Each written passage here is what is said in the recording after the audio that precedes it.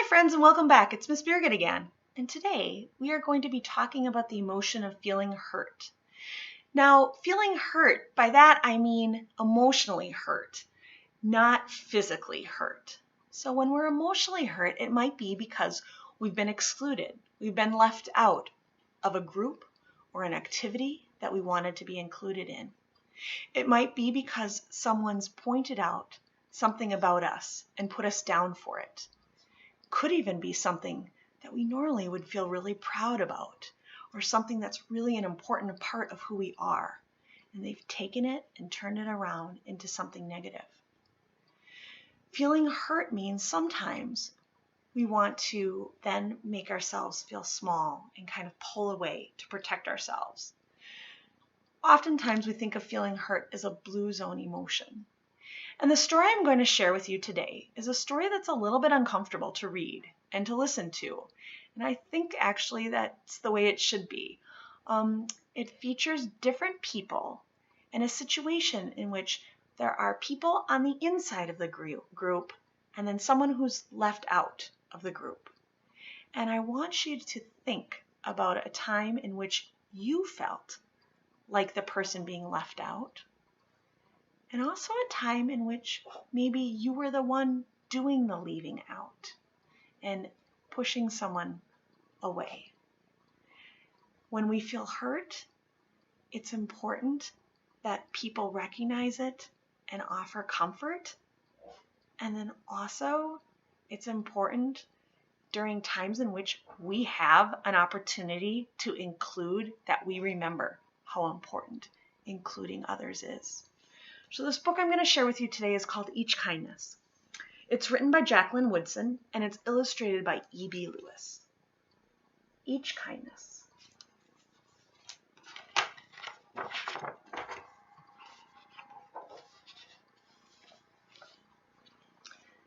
That winter, snow fell on everything, turning the world a brilliant white.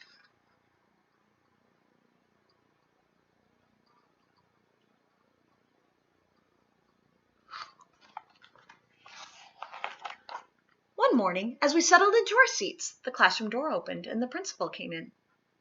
She had a girl with her, and she said to us, "This is Maya." Maya looked down at the floor. I think I heard her whisper, "Hello." We all stared at her. Her coat was open, and the clothes beneath it looked old and ragged. Her shoes were spring shoes, not meant for the snow. A strap on one of them had broken.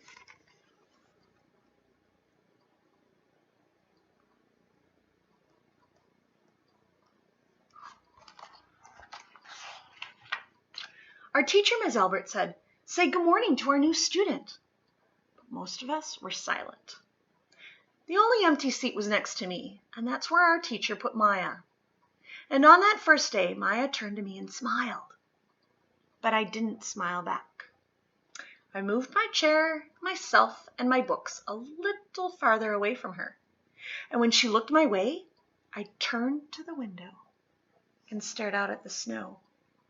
And every day after that, when Maya came into the classroom, I looked away and I didn't smile back.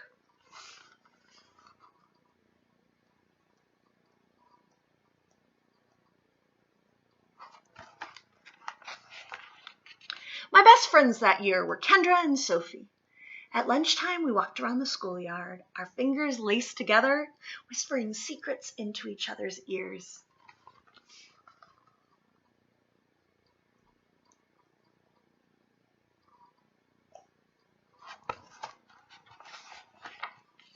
One day, while we were near the slide, Maya came over to us. She held open her hand to show us the shiny jacks and tiny red ball she'd gotten for her birthday. "It's a high bouncer," she said. But none of us wanted to play. So Maya played a game against herself.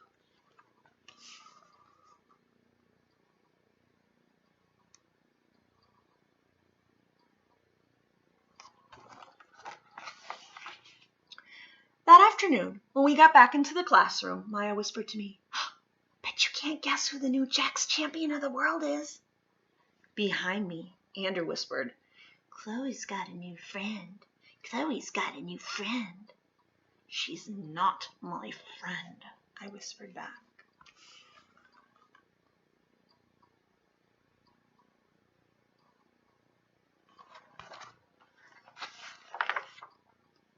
The weeks passed. Every day we whispered about Maya, laughing at her clothes, her shoes, the strange food she brought for lunch. Some days Maya held out her hand to show us what she'd brought to school. A deck of cards, pick-up sticks, a small tattered doll. Whenever she'd ask us to play, we said no.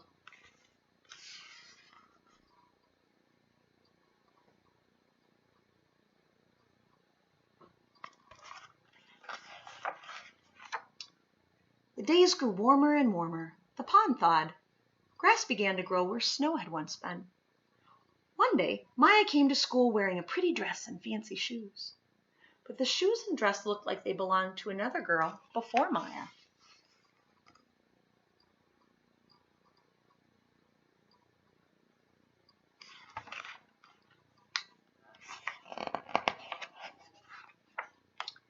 I have a new name for her, Kendra whispered.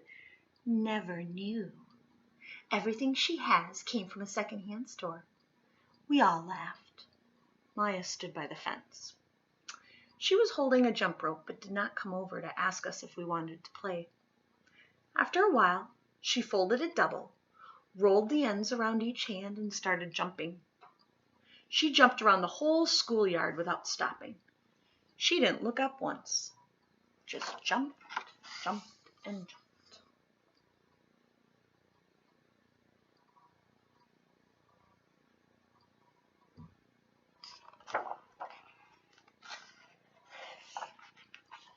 The next day, Maya's seat was empty. In class that morning, we were talking about kindness. Ms. Albert had brought a big bowl into class and filled it with water. We all gathered around her desk and watched her drop a small stone into it. Tiny waves rippled out away from the stone. This is what kindness does.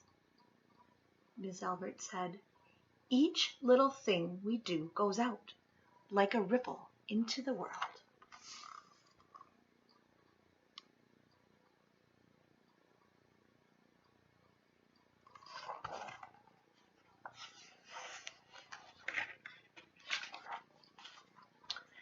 Then Miss Albert let us each drop the stone in as we told her what kind things we had done.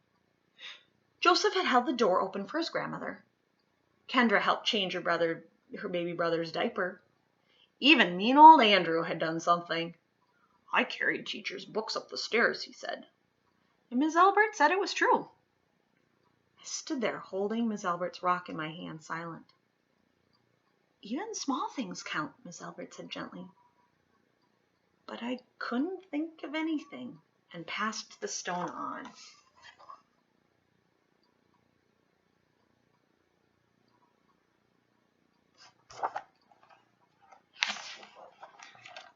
Maya didn't come to school the next day, or the day after that.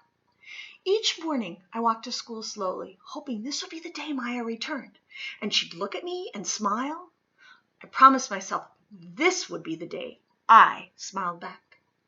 Each kindness, Ms. Albert had said, makes the whole world a little bit better.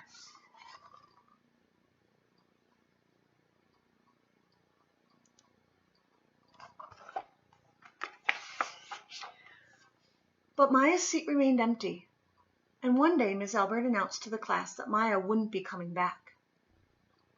Her family had to move away, Ms. Albert said. Then she told us to take out our notebooks. It was time for spelling.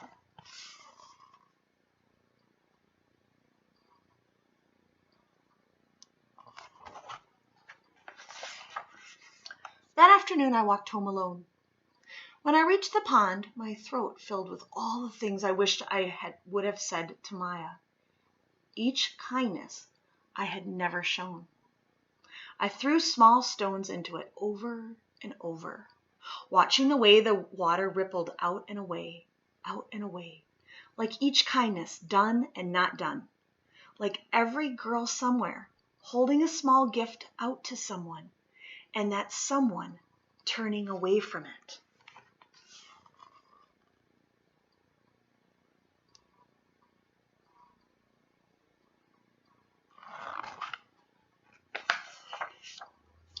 I watched the water ripple as the sun set through the maples, and the chance of a kindness with Maya became more and more forever gone.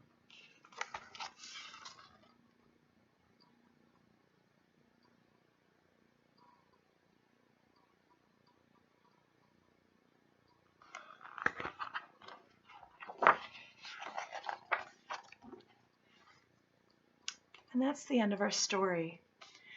I hope you enjoyed this book. I hope it actually helps spark some conversation about what it feels like to feel hurt. And then also, how can we do better by one another?